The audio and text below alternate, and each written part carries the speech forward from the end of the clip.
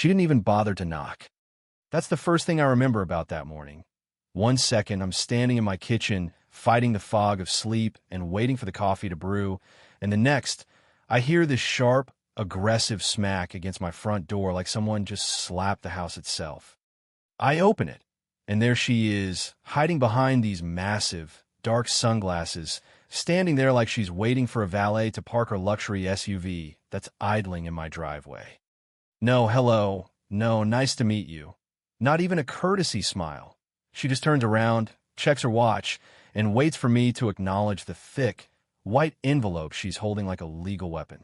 I step out onto the porch, still half awake, and say, "Hey, I think you dropped something."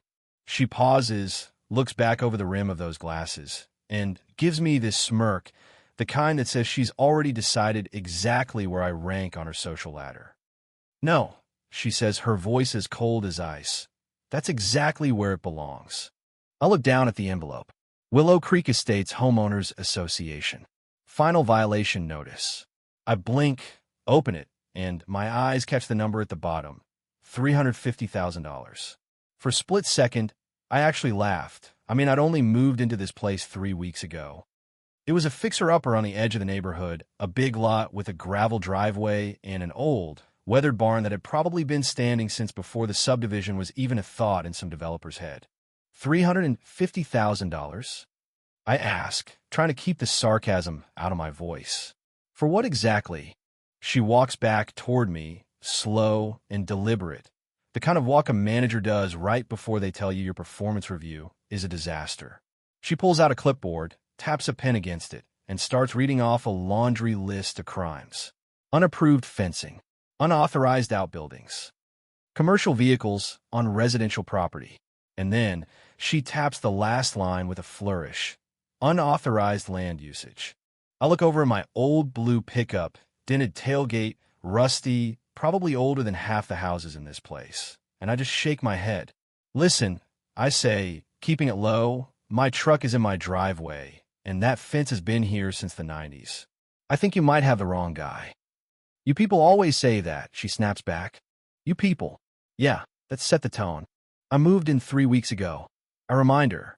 "Not my problem," she says, gesturing toward my truck like it's a pile of garbage ruining her view. "This is a premium neighborhood, not a junkyard. That vehicle alone is a violation." Usually, I'm a patient guy. You spend enough years in construction, you learn that losing your cool just makes the job harder. But there was something about the way she looked past me, like I was a stain on her perfect little neighborhood, that really started to crawl under my skin. "I keep it professional. I think you've got a major misunderstanding here." She steps onto the porch, closing the gap until she's right in my face. "I know exactly who you are," she whispers. "And if that fine isn't paid in 10 days, the HOA is placing a lien on this property. We will remove you, remove me, from my own home." Just then, the door creaks open behind me, and my 9-year-old daughter, Lily, peeks her head out, still in her pajamas. "Dad, who is she?" The woman doesn't even look at her with anything resembling kindness. She just sighs, like our existence is a chore. "I'm the president of the HOA," she says, her voice dripping with self-importance. "And believe me, I've removed people from this neighborhood before." Lily grabs the back of my shirt, and I can feel her shaking just a little. The woman turns back to her SUV, but before she gets in, she points down the street. "Oh, and by the way, a tow truck will be here in an hour for that eyesore." She drives off, leaving me standing there with a $350,000 fine and the looming threat of being kicked out of my own house. Lily looks up at me with those wide, scared eyes. "Dad, are we in trouble?" I fold the notice, slip it back into the envelope, and give her a small, tight smile. "Kiddo," I say, "they just made a massive mistake. See, here's the thing about Willow Creek Estates. That woman thought she was the queen of the castle. She thought she knew everything about the rules, the liens, and the property values. But there was one tiny detail she completely ignored, a detail that was about to turn her entire world upside down. Now look, I know what you're thinking. HOAs are supposed to be about protecting property value, right? They're the private government of the suburbs. You buy a house, you sign a contract, you agree to the rules. It's all supposed to be uniform and tidy. But what people like our HOA president often forget is that power is only as good as the legal foundation it stands on. You can have a clipboard, a rule book, and an ego the size of a billboard. But if you don't actually own the land you're policing, you're just a person shouting into the wind. After she drove off, the morning went quiet again. The birds were singing, the gravel was crunching under my boots, but the air felt heavy. Lily wouldn't let go of my shirt. "Dad, can they really take our house?" "Not even close," I tell her. But I'm not smiling because I'm a hothead who loves a fight. I'm smiling because this whole situation is so absurdly backwards. It's almost funny. It's like watching someone try to sue the sun for being too bright. We're standing there, and sure enough, about 45 minutes later, we hear that deep, unmistakable rumble of a diesel engine. A bright yellow tow truck rolls around the corner, looking for all the world like it's on a mission from the gods of suburban conformity. The driver stops, hops out, and looks at his phone, clearly trying to figure out if he's at the right address. He walks over, looking more sheepish than aggressive. "You the owner of the blue pickup?" he asks. "That's me," I say. He rubs the back of his neck. "Look, man, I'm just doing my job. The lady, the HOA president, called it in. Said it's violating the rules. Said if it isn't gone by noon, I have to take it." Lily steps closer, and the driver softens immediately. "I can give you 5 minutes," he mutters, "if you want to move it." Before I can answer, the black SUV pulls back up.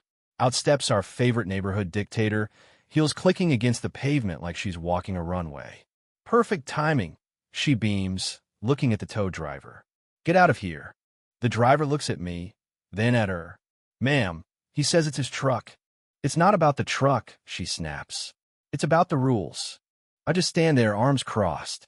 "You really want to do this?" I ask. She laughs, that sharp, condescending laugh. I enjoy it. Lily tugs on my hand. "Dad, why is she being so mean?" The woman has the audacity to giggle. "Because, sweetheart, your father moved into a community he clearly can't afford." That was the line. That was the moment the patience meter didn't just hit empty. It shattered. The tow driver looks like he wants to disappear, but he's already got his chains out. He starts hooking them under my frame, the metal clanking loudly in the morning air. The woman stands there with this satisfied, smug look, savoring what she thinks is a total victory. She leans in, right into my personal space. "You have 10 days to pay that fine. After that, this house is ours. You're done." I pull my phone out, slow and steady. She tilts her head. "Oh, this should be good. Who are you calling? The bank to beg for a loan?" I just smile. "Actually, I'm calling the property manager." She bursts out laughing, loud, theatrical, the kind of laugh that echoes off the houses. "The HOA is the property manager, you idiot." "No," I say, my voice calm, almost quiet. "We really aren't." The tow truck engine revs as the driver tightens the chains. It's loud, it's dramatic, it's exactly the kind of show she wanted. My phone rings. I put on speaker. "Hello, sir." A voice says, "Daniel," from the county land records office. "We finished verifying those documents you requested." The woman rolls her eyes, looking at her watch. I ignore her. "Daniel, can you confirm who legally owns parcel 22C?" There's a beat of silence on the line. "According to county records, that parcel is currently registered under your name, sir." The woman snorts, still not getting it. But Daniel isn't finished. "And sir," he continues, his voice professional and clear, "parcel 22C includes the entire Pine Hollow Estate subdivision." The tow truck driver goes still. He cuts the engine. The silence that follows is deafening. I look the HOA president straight in the eye. "Which means," I say, my voice steady, "every house on this street, including yours, is sitting on land that belongs to me." Nobody moves. Even the birds seem to stop singing. Lily is looking up at me like I just turned into a superhero. The tow truck driver is staring at the HOA president like he's waiting for the floor to open up and swallow her whole. She tries to laugh, but this time it comes out as a shaky, pathetic wheeze. "Oh, please. You expect me to believe that?" I don't even look at her. I'm still listening to Daniel. "Daniel, can you confirm when the transfer is finalized?" "Yesterday afternoon," he replies. "All documents were recorded." You are the legal owner of the subdivision land. Lily blinks. Dad, what does that mean? Before I can answer, the woman loses it. She storms forward, grabs the violation notice right out of my hand, and rips it in half. He's lying, she shrieks. She turns to the tow driver. Finish the job. Tow the truck. The driver looks at the chains, then at me, then at the massive legal reality of the situation. He steps back. Ma'am, I think we should double-check this. Tow the truck, she screams. I step forward just an inch. Do you like your job? I ask the driver. He nods slowly. Then stop touching my vehicle. Because if what the county just confirmed is correct, you're currently trying to steal a truck from the man who owns the dirt you're standing on. The chains hit the ground with a dull thud. The driver is already backing away, practically running for his cab. The woman's face is turning a shade of purple I didn't know existed. You think this changes anything? She yells. This neighborhood has a contract. Everyone follows the rules. Interesting, I say, picking up the two halves of the notice. Because if those rules apply to land violations, then technically every single house in this neighborhood, including that beautiful mansion you live in, is sitting on my property without my permission. The color drains from her face so fast, I thought she might faint. She realizes, right there in the gravel, that the $350,000 fine she tried to hang over my head just became a liability for her. Now look, I know what you're probably thinking. Did I go full-on villain? Did I start kicking people out, charging ridiculous rent, and turning the neighborhood into my own private kingdom? Of course not. Real life isn't a movie script. Real estate law is messy, full of easements, zoning regulations, and legal red tape that would make your head spin. I couldn't just walk in and evict the neighborhood. But that wasn't the point. The point was the power shift. The HOA had to negotiate. They had to deal with the fact that the person they tried to bully was the same person who held the deed to their common areas. And you should have seen the look on their faces at the first board meeting after this all went down. It was like watching a group of people who had been driving on the highway for years suddenly realize there was no road beneath them. The thing about people like that, the clipboard warriors, is that they get so caught up in the authority of their position that they lose sight of the humans around them. They stop being neighbors. They start being gatekeepers. They see a dented truck. They assume it's a sign of a bad person. They see an old barn. They assume it's a violation. They don't ask questions. They just issue fines. It's a trap, really. It's a psychological flaw that shows up in offices, in school boards, and in homeowners associations all over the country.